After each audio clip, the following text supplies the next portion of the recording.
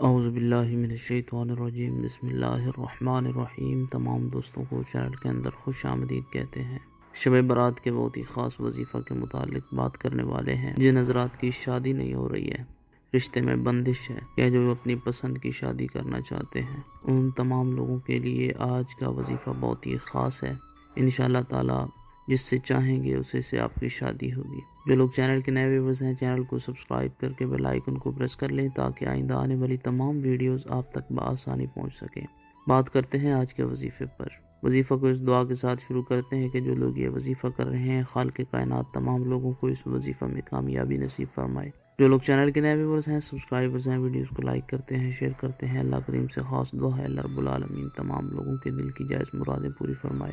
جو لوگ پریشان ہیں، اللہ رب العالمین ان کی پریشانیوں کو دور فرمائے۔ بیماروں کو اللہ رب العالمین شفاء کاملہ عاجلہ عطا فرمائے۔ بے روزگاروں کو اللہ رب العالمین اچھا روزگار نصیب فرمائے۔ شب برات کو عشاء کی نماز کے بعد کسی بھی ٹائم صبح صادق تک آپ یہ وظیفہ بافضو ہو کر سکتے ہیں۔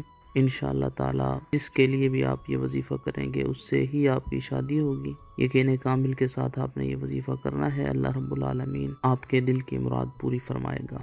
ایک بار پوری سورہ یوسف پڑھنی ہے، اس کے بعد 111 بار یا رحمانو یا رحمانو یا رحمانو پڑھیں۔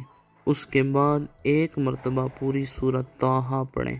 اول آخر میں 3 بار درود پاک پڑھیں۔